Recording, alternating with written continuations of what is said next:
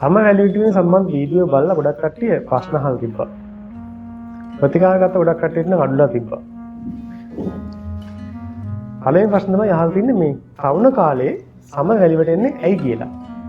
සාමාන්‍ය වයස කෙනෙක්ගේ සම වැලිවීම සාමාන්‍ය දෙයක්. හැබැයි ඒ තරුණ කාලේ ඉන්න ගොඩක් කට්ටියගේ හේතු කීපයක් නිසා සම වැලිවීම සිද්ධ වෙනවා.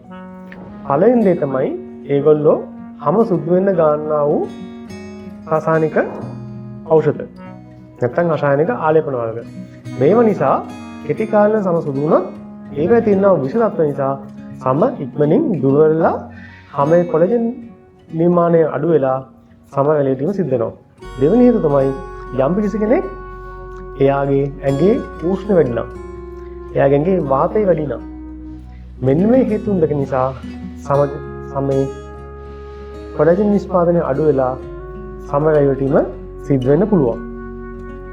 මෙන්න මේ කියනා වූ දේවල් නිසා හැම ඉක්මනින් වැලි වැටෙනවා. ඒ වගේම තමයි යම් කිසි කෙනෙක් හැමත හොඳ පෝෂණීය දේවල් භාවිතා කරන්නේ නැහැ.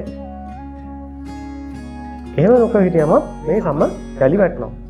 බාහිර ආලේපන වර්ග ගෑවට ඒක తాවකාලිකයි. ඔව්. සම වැලි වැටෙන්නේ හැමේ තියෙනා වූ කොලජන් තත්ත්වය අඩු වීම නිසා. එහෙම නැත්නම් අපේ ඇඟේ වාතය වැඩි වෙලා, ඉද වැඩි වෙලා ඒක හැමත එන එක. එතකොට මේක අඩු කරන්නේ නැතුව මේක යටපත් වෙන తాවකාලික ආලේපන වර්ග, ක්‍රීම් වර්ග, එයගොන් තෙල් වර්ග භාවිතා කළා කියලා මේක සුව වෙන්නේ නැහැ. අභ්‍යන්තරයෙන් ඖෂධ භාවිතා කරලා සම හොඳින් වර්ධනය වෙන, සම හොඳින් පෝෂණය වෙන, සම හොඳින් වර්ධනය වෙන ඖෂධ ගත්තොත් තමයි මේක හැම හොඳින් ලස්සනට වර්ධනය වෙලා ඇලි වලින් තොරව පවතින්නේ. ලස්සන ප්‍රශ්නයක් අහලා තිනවා හැම සුදු අයද කළු අයද ඉක්මනට වැලි වැටෙන්නේ කියලා. සම කළු අයගේ වැලි වැටීම ටිකක් අඩුයි. හැබැයි සම සුදු කට්ටියගේ සුදු කියන්නේ අපි ගොඩක් කට්ටිය කියන්නේ වීයාගේ කැරපොතු සුදු කියලා. අන්නේ කැරපොතු සුදු කියන කට්ටියගේ නම් ඉක්මනට හැම වැලි වැටෙනවා. හැබැයි ලංකාවේ කට්ටියට උරුමලා තියෙන පැහැපත් අර ගොඩක් කට්ටිය කියන්නේ චීස් පාට හැම ලා කහ පාටක් එක්ක තියෙන දුඹුව සම එහෙම හැම වෙලෙටම අඩුයි. කළු කට්ටියගේ තමයි වැලිවැටීම අඩුයි. කෙමිකල් බෙහෙත් දීලා හොඳ කරන්නේ. මම බටහිර වෛද්‍යවරයෙක් හෝ වෙනත් වෛද්‍යවරයෙක් නෙවෙයි, මම දේශීය වෛද්‍යවරයෙක්. ඒ නිසා මම කෙමිකල් භාවිතා කරන්නේ අපේ ගස් කොළන්, කොළපොතු, මුල් වර්ග මේ වලින් හදපු ඖෂධ වලින් තමයි මේ සම වැලිවැටීමට ප්‍රතිකාර කරන්නේ. ස්වභාවික ඖෂධ භාවිතා කරලා තමයි සම වැලිවැටීමට ප්‍රතිකාර කරන්නේ. ඒ නිසා කෙමිකල් භාවිතා කිරීමක් නැහැ. කෙමිකල් භාවිතා කරොත් සිද්ධ වෙන්නේ ඔයාලගේ හැම తాවකාලිකව හොඳ වෙනවා. නැවත වැලිවැටීම සිද්ධ වෙනවා. ප්‍රතිකාර කොපමණ කාල ගන්න ඕනද? ඒක තීරණය කරන්නේ ඔයාගේ හැම යථා තත්ත්වයටපත් වෙන කාලය අනුව. ඒ කියන්නේ ඔයාගේ ප්‍රകൃතිය මට්ටම අනුව. අපි ප්‍රතිකාර කරන්නේ ඔයාගේ ලේ, මස්, තෙල්, ඇට මිදුළු වල තියෙනා වූ දෝෂ තත්ත්වයක් කරලා හැමෝට හොඳ පෝෂණයක් ලබා දෙන්න. ඒ කියන්නේ සමට එන ස්නායු ක්‍රියාකාරීත්වය, හෘදය සංස්කරණයේ ක්‍රියාවලියත් නිසි ආකාරයෙන් සිද්ධ වෙන මට්ටමකට හැම ගැටපස් තමයි මේක හොඳ වෙන්නේ. ඒ නිසා අපේ ප්‍රමුඛ කාර්යය වෙන්නේ ඒ කිරීම. එතකොට සාමාන්‍යයෙන් මාස 3ක් මාස 6කට කාලයක් ප්‍රතිකාර ගැනීමේදී මේක සුව වෙනවා.